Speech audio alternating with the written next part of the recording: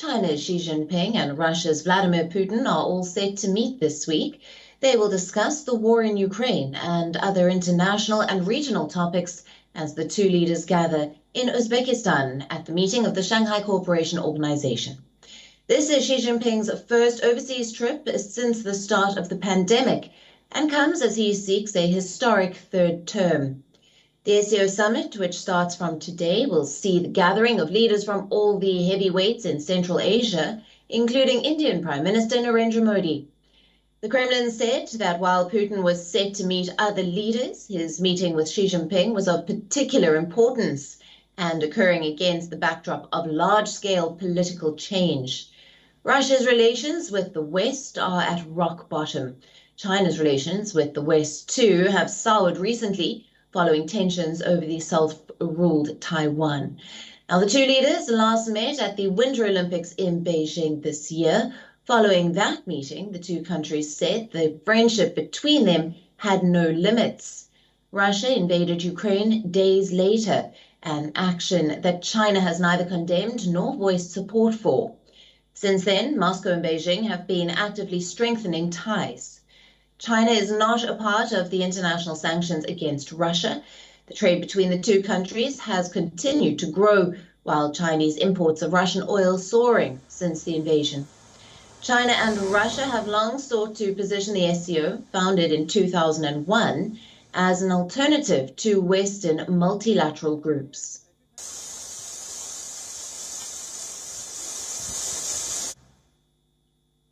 Now, for more on this, we are being joined by our principal diplomatic correspondent, Siddhant Sibbal from Samarkand. Hello to you, Siddhant.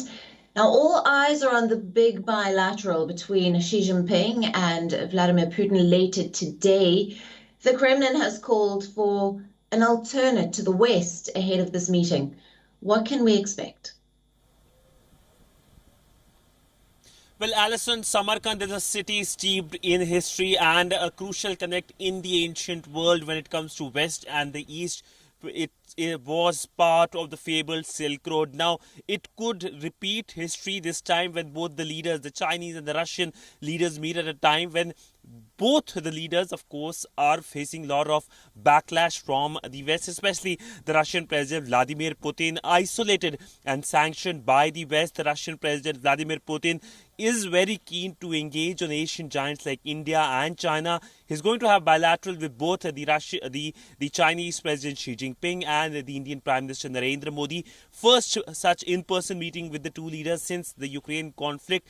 And that is what the message is all about, that there are countries in Asia, in Eurasian region, that are willing to engage with Russia, even as West boycotts and sanctions President Putin. We know that India has increased its energy intake from Russia since the conflict began, and just a short while ago we saw the Foreign Secretary of India briefing in Delhi. Of course, there is no confirmation from the Indian side of a bilateral, but Kremlin has confirmed that there will be a bilateral between Indian Prime Minister and the Russian President. But by and large, alternative world it looks like is a clear message from Samarkand as leaders from 15 countries gather. There's not a single Western leader present here. We saw the G7 summit in Germany, where WION was present, and now here in Samarkand, the mood is very different. It's a mood of upbeat optimism that the balance of power is shifting towards Asia, and Samarkand is the best place perhaps to start a new beginning.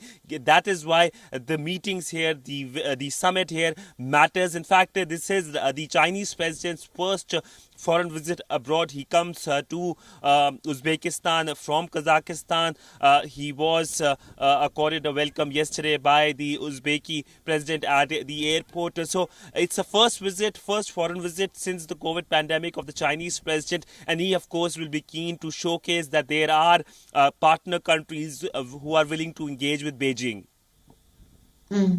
And as far as India is concerned, what is the update on Prime Minister Narendra Modi's bilaterals? Will he be meeting with Pakistani Prime Minister and the Chinese President one-on-one? That's a question on everyone's mind. Well, yes, of course, the Foreign Secretary did had a briefing earlier today, and there were a lot of questions on will there be a meeting with the Chinese or the Pakistani side. But by and large, we know what the Indian side has confirmed, a meeting with the Uzbek side. We know that there will be a meeting, a bilateral with the Russian president, with the Iranian president. But when it comes to meeting with the Chinese and the Pakistanis, it looks like a difficult call, given how relationship between India and China has gone downwards. It has nosedived since the Galwan incident. In fact, since the Galwan incident, it is for the first time that both the leaders will be under the same roof. And we know that since Galwan, India has taken a lot of actions on Chinese apps, on Chinese investment. So any meeting here will be a breakthrough essentially in terms of the relationship. We saw both countries announcing disengagement at PP15 just week before the summit, something we saw in 2017 as well ahead of the China BRICS summit, that disengagement was announced in Doklam. But when it comes to Pakistan, well, a relationship remains in a freeze. We know that a structured bilateral is too difficult, given that how India has been consistently pointing out that Pakistan continues to support terrorism, and it's a difficult call for the Pakistani Prime Minister Shehbaz Sharif as well, because any meeting with the Indian side means that Imran Khan in election year will use it against Shehbaz Sharif politically. But a police side is something that can't be ruled out, given that recently the Indian Prime Minister also extended his condolences in the aftermath of devastating floods in Pakistan. Right, Siddhant, thank you very much for bringing us all the latest out of that SCO meet. WION, now available in your country. Download the app now. Get all the news on the move.